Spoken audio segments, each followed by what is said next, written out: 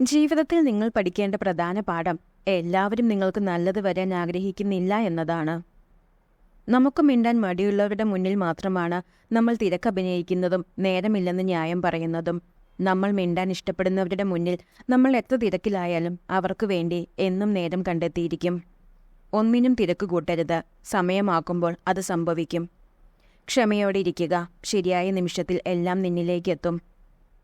വിഡ്ഢികൾക്ക് വേണ്ടി നിങ്ങൾ എന്തൊക്കെ നല്ലത് ചെയ്താലും അത് നിങ്ങളുടെ കടമയാണെന്നും നിങ്ങൾ അത് തുടരണമെന്നും മാത്രമേ അവർ ചിന്തിക്കൂ. നിങ്ങളുടെ മൂല്യമൊന്നും അവർ ഒരിക്കലും വില കൽപ്പിക്കുന്നില്ല. അവർ വടക്കുനോക്കി യന്ത്രം പോലെ എപ്പോഴും ഒരു ദിശയിൽ മാത്രമേ ചിന്തിക്കൂ.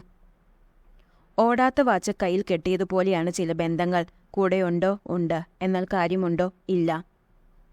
ബന്ധം നല്ലതായിരിക്കുമ്പോൾ അവർ നിങ്ങളോട് എല്ലാം പറയും. ബന്ധം മോശമായിരിക്കുമ്പോൾ അവർ നിങ്ങളെപ്പറ്റി എല്ലാവരോടും പറയും. മനസാക്ഷിക്ക് നിരക്കാത്ത ഒന്നും ചെയ്തിട്ടില്ല എന്ന ഉത്തമ ബോധ്യമുണ്ടെങ്കിൽ മറ്റുള്ളവരുടെ ശത്രുത ഗൗനിക്കേണ്ടതില്ല. എല്ലാവരെയും തൃപ്തിപ്പെടുത്തി ആർക്കും ജീവിക്കാൻ കഴിയില്ല. സ്നേഹിക്കുക, എന്നാൽ നിങ്ങളുടെ ഹൃദയത്തെ ദുർവിനിയോഗം ചെയ്യാൻ ആരെയും അനുവദിക്കാതിരിക്കുക.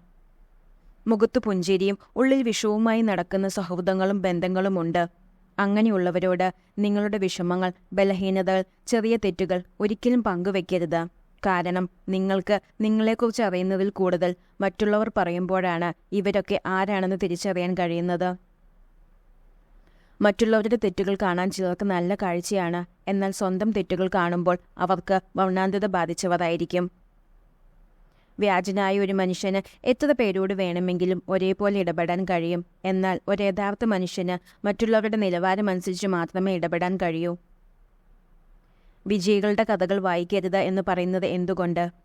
വിജയയുടെ കഥകൾ വായിക്കരുത്. അതിൽ നിന്നും നിങ്ങൾക്ക് സന്ദേശം മാത്രമേ ലഭിക്കുകയുള്ളൂ. പരാജിതരുടെ കഥകൾ വായിക്കുക. നിങ്ങൾക്ക് വിജയിക്കുവാനുള്ള പ്രചോദനവും ലഭിക്കും.